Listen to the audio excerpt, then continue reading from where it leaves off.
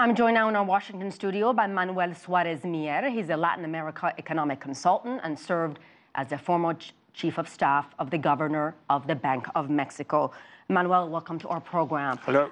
The last time you and I had a conversation, you were very worried about Obrador taking office in Mexico. Yes, indeed. Do you still feel the same way? And what is your biggest concern? No, it's even worse. My biggest concern is that the guy is very predictable, and he is full of harebrained ideas that have no basis. For instance, even before he became president, he canceled Mexico City's new international airport. He says it's too expensive. Nonsense. That is being paid by, financed by the bonds that were issued, and those bonds were going to be paid by the special tax on passengers at the airport that eventually would be moving initially 50 million people, at full capacity 150 million. What about in terms of policy, Manuel? I mean, this is someone who was elected by the majority of Mexicans. Well, he was elected by 30 million people.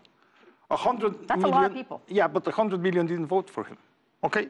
So that's a majority, number one. Number two, he's a populist and a demagogue. And he promises to do all these things. What he's going to do is big government spending that God knows where he's going to get the money from. He promises to be fiscally responsible, but that's not possible if he tries to fulfill his promises. What about in terms of relationship with other countries, with the U.S.?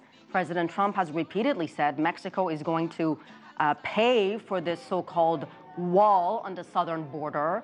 Has he said much about that? And where do you see that relationship going between these two countries? This is very strange because in many respects, Trump and Lopez Obrador are very similar. They lie all the time.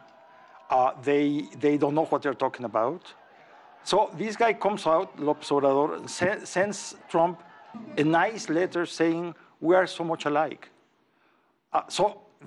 That's a way to flatter Trump. But Trump has continued insulting and offending Mexico. So that's going to eventually lead to a crash. You said to me earlier that 30 million people voted for him. Mm-hmm. Clearly they see something in this man, who's the first leftist president Mexico has elected in a very long time. What is behind his popularity with 30 million people?